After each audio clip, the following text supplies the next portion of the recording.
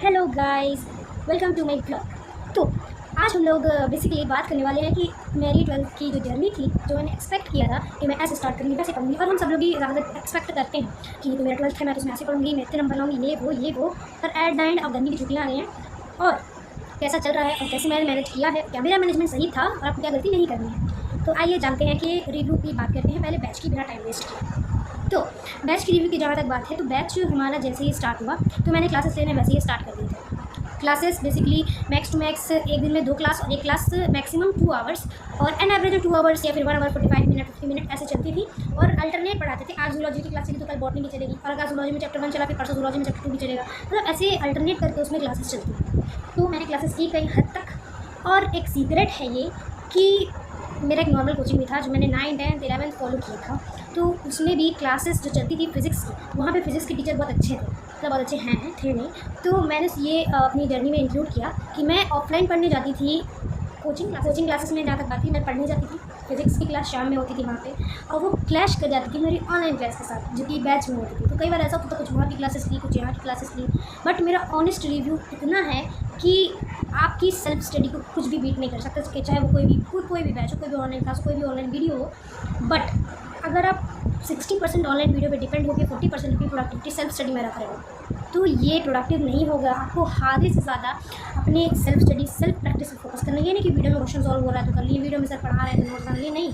अकेला शांत दिमाग लेकर जैसे हम लोग एग्जाम में बैठते हैं वैसे हॉल वाली प्रैक्टिस हमारी जितनी ज़्यादा रहेगी वो प्रोडक्टिविटी होती है। मैं यही आप लोगों को आज समझाने आई हूँ।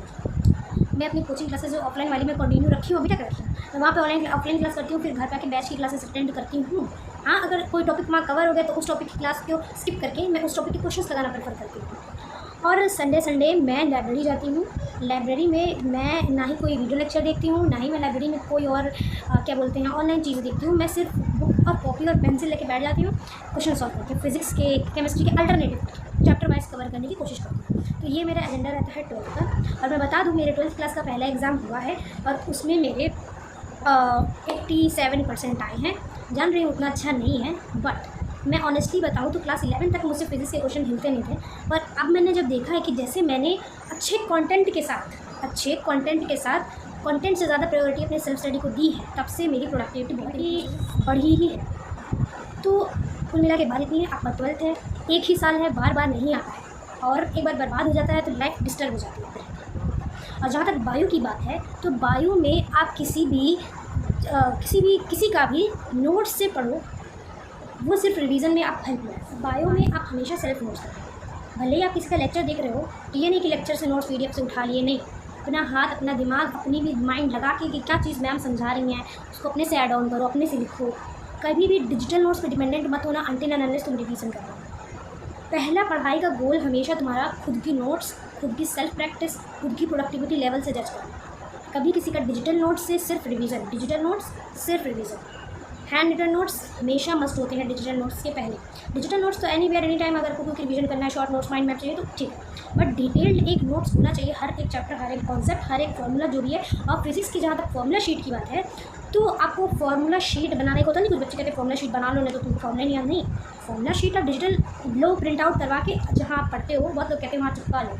मैं ये नहीं कहूँगी कि वहाँ चिपका लो, मैं तो कहूँगी प्रिंट आउट करवा के एक फ़ाइल में फिजिक्स के फॉर्मूलाज की एक अलग फाइल, बायो की जो डायग्राम इंपॉर्टेंट होते हैं उनकी एक अलग फाइल, और जो भी छोटे छोटे पॉइंट्स एग्जांपल्स, मेनली एग्जांपल्स होते हैं उसकी। और केमिस्ट्री में बेसिकली आप लोगों को केमिस्ट्री में जो एनसीईआरटी की इंपॉर्टेंट लाइन्स होती है, मतलब फाइल वाइज रखो ना, क्योंकि भाई बहुत कम लोग हैं जिनके घर में ऐसी जगह होती है जो हम बैठ के अकेले पढ़ रहे थे।